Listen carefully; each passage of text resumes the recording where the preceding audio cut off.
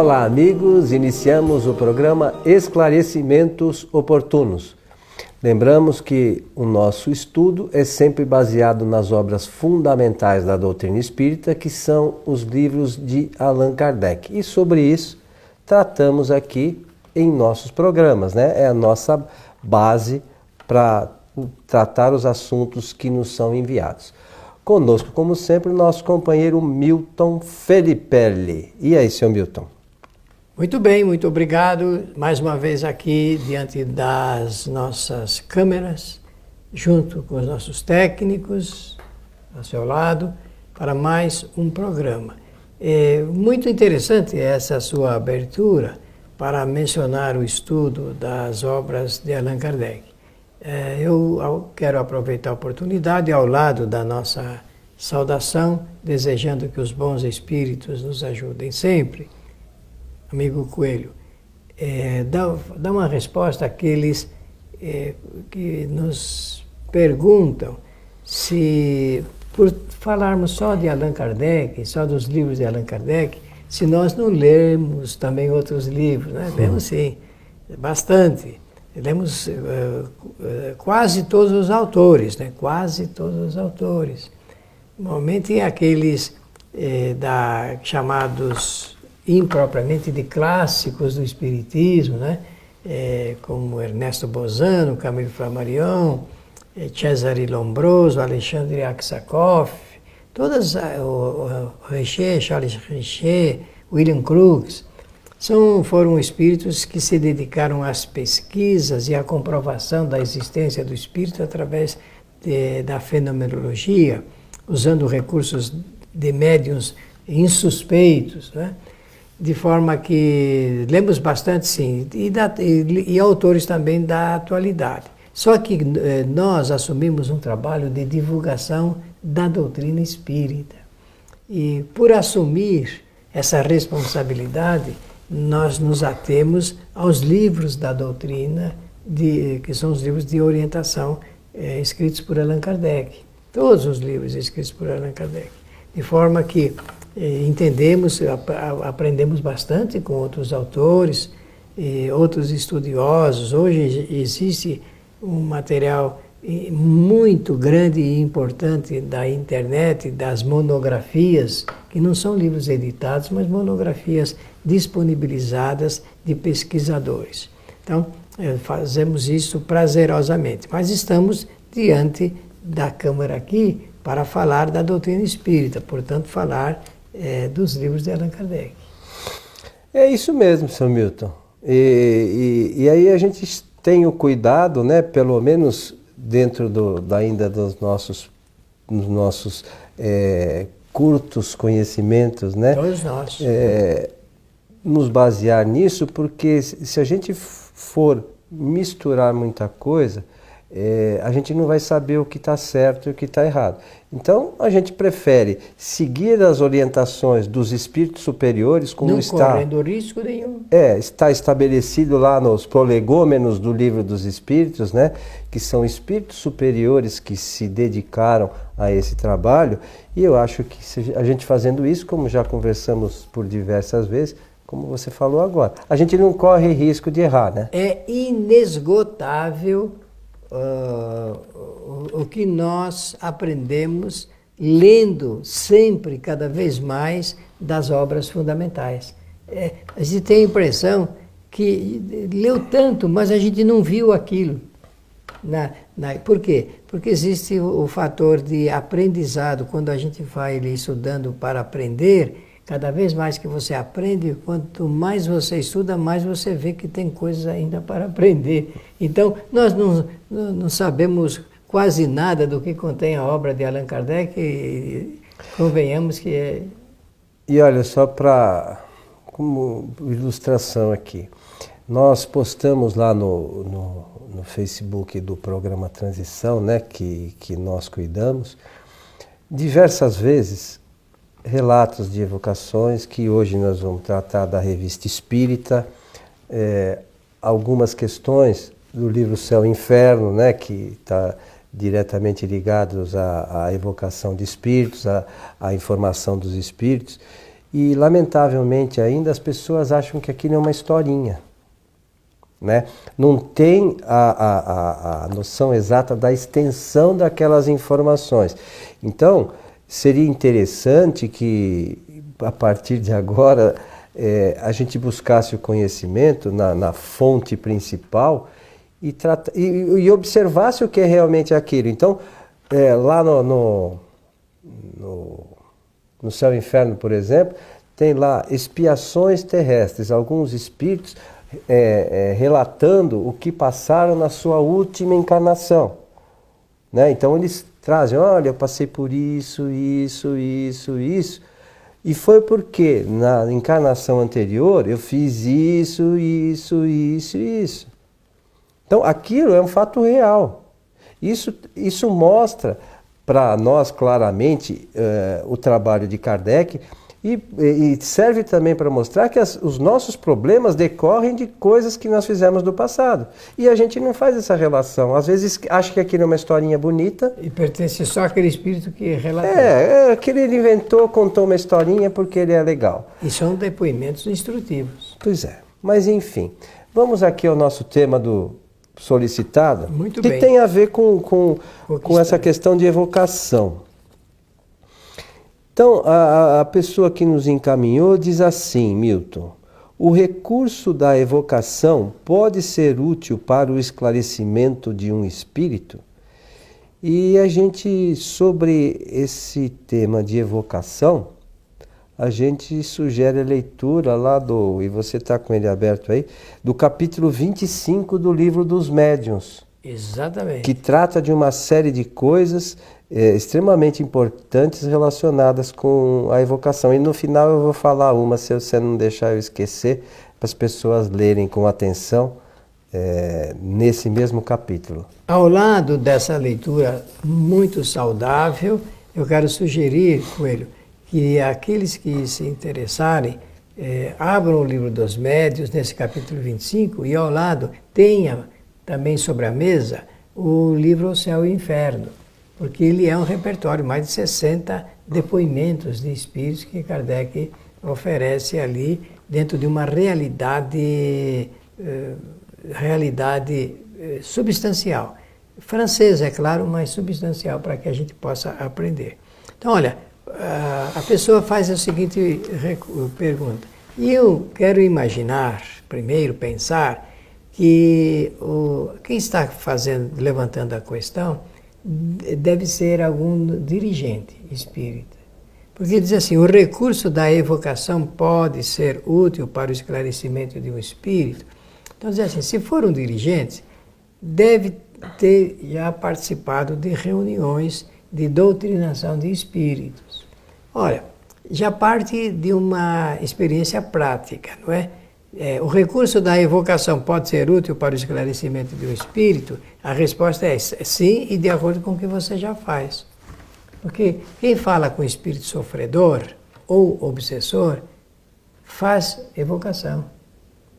Faz evocação, direta ou indiretamente. Agora, Kardec, nesse capítulo, ele vai escrever uma coisa muito importante. Ele vai dar um subtítulo, no capítulo 25, um subtítulo assim, Espíritos que podem ser evocados. Interessante, né? Está de acordo com a natureza da questão levantada pelo nosso ouvinte ou espectador. Então, o item 274 do Livro dos Médiuns, nós vamos apurar o seguinte, respondendo, né, porque é o texto escrito por Kardec. Todos os espíritos, qualquer que seja o grau em que se encontrem na escala espiritual, podem ser evocados. Todos? Precisa falar mais uma coisa? Não precisaria, mas nós temos que comentar. Todos os espíritos, qualquer que seja o grau. Agora, isso significa o quê? Que todos os espíritos vão se comunicar através do processo da evocação? Não, porque ele está dizendo que todos podem. Possibilidade, sim. Possibilidade, sim. É evocar. Agora, depende do quê? Depende da vontade, do interesse, das circunstâncias. Da condição do espírito. Da condição em que se encontra o espírito. Então ele vai dizer, depois dos 2 pontos, ele diz assim: assim os bons como os maus, tanto os que deixaram a vida de pouco, como os que viveram nas épocas mais remotas, os que foram homens ilustres, como os mais obscuros, os nossos parentes e amigos, como os que nos são indiferentes. Por isso que ele falou todos, ele generalizou, só que depois ele vai particularizar, e faz muito bem de fazer isso para não deixar nenhuma sombra de dúvida. Isto, porém, não quer dizer que eles sempre queiram ou possam responder ao nosso chamado. E é verdade. Às vezes a gente insiste. Eu já fiz pesquisas com evocação, precisando inclusive do depoimento de espíritos, mas só depois de 2, 3 anos é que a gente consegue lograr a presença pela possibilidade e a dissertação que eles querem oferecer. Essa coisa do esclarecimento do espírito é interessante, e tem o outro lado, né? É o nosso esclarecimento. Com toda certeza. Porque a gente esquece que tanto com o espírito elevado, com o espírito que não tenha muito conhecimento, a gente consegue tirar algumas lições. É simples, é só a gente ler lá na Revista Espírita. Tem um espírito que Kardec evocou, que tem toda uma história lá, ele coloca como danado. Você lembra disso? Lembro, sim, senhor. É a história de um espírito que fez lá uma série de coisas. Se eu contar aqui, depois as pessoas não vão ler, né? É interessante que leia, porque o esclarecimento é muito importante, além da quantidade de conhecimentos que está embutido nessa evocação desses espíritos. Então, mas em linhas gerais, era um espírito que assumiu uma encarnação, e era um espírito que tinha se encarnado com espíritos inferiores à condição que ele estaria, e acabou fazendo uma série de atrocidades por não ter conseguido, né, superar esse problema. Então a gente sempre fala que a vida não dá saltos, e aí é mais uma prova disso. Mas é muito interessante os relatos, as conversas que tiveram com os espíritos. Não foi só Kardec, aí tiveram outros, um grupo ligado à Sociedade Espírita de Paris, que evocou também esse espírito, que veio, fez orações por ele, para que ele pudesse se manifestar, onde ele estava. O espírito relata onde ele ficou, por que ele ficou naquele lugar. E é toda uma situação bastante interessante para o nosso conhecimento, esta evocação, como tantas outras podem ser também. Mas nesse caso, além do que nos trouxe de conhecimento, o espírito foi auxiliado. São as duas coisas, né? Aí reside o ponto de toque, né? Dessa matéria. Tanto porque a própria pergunta fala do esclarecimento, que é bastante útil ao espírito, como aquele que promove a evocação, o evocador. O evocador ganha muito. Quando realmente existe seriedade no estudo espírita ou no tratamento espírita, isso pode ajudar. Eu não vou fazer citações por uma questão de ética, mas no Brasil, na década de 60, existiu um grupo que fazia evocação de pessoas vivas, com essa finalidade de tratamento, de esclarecimento. E esse processo de evocação, quando a pessoa que evoca, ela tem a condição moral suficientemente capaz de dar resultados satisfatórios, consegue ajudar aquele que é evocado, até para fins de tratamento. Dizendo isso, eu faço a seguinte imagem. Uma reunião pode evocar um espírito de uma pessoa viva, um espírito renitente, perverso, mau, com um sentimento cheio de ódio, para conversar com ele e tratar? Pode. Se possível, deve. E fazendo isto, como não se trata apenas de uma reunião, são várias reuniões, uma reunião de tratamento, se subentende que o espírito ele vai ao longo do tempo saindo daquele centro centro do seu interesse, que é a agressão, que é o mal que ele produz, ou numa família, ou num grupo social, etc. Então, como vemos, a evocação ela é perfeitamente válida e saudável quando se faz isso com o interesse de ajudar as pessoas e os espíritos. Nós sabemos que existe um pouco de resistência em relação à evocação. Depois que Kardec partiu, em 1869, a doutrina se espalhou pelo mundo e foi tingindo com as cores religiosas dos locais. E aí então começam as dificuldades, porque o tingimento religioso ele acaba complicando aqueles que examinam pela intelectualidade e o sentimento elevado a doutrina espírita na sua prática, não é? Então, mas não pode ter receio, não precisa ter medo, precisa ter segurança, ter conhecimento, não adianta evocar por evocar, não é? Essa questão do conhecimento doutrinário é de extrema importância para quem pretende fazer qualquer tipo de evocação, porque nós fazemos isso regularmente em nossa casa, você também, nos grupos que você participa, e nós perguntamos certas coisas para os espíritos, por exemplo, até para o nosso aprimoramento, não é por especulação, é para a gente aprender. E muitas pessoas ainda acham que certas coisas ditas pelos espíritos, que tudo que dizem é verdade. E a gente não pode esquecer que esses espíritos nada mais são que homens como nós, que estão no mundo espiritual. Não têm mais o corpo físico. E eles continuam com aqueles mesmos pensamentos. Então eu vou dar um exemplo simples. Você pergunta para o espírito, por exemplo, já fiz isso diversas vezes, se ele come. Tem um monte de espírito que fala que come. Mas come o quê? Aí começa a pensar.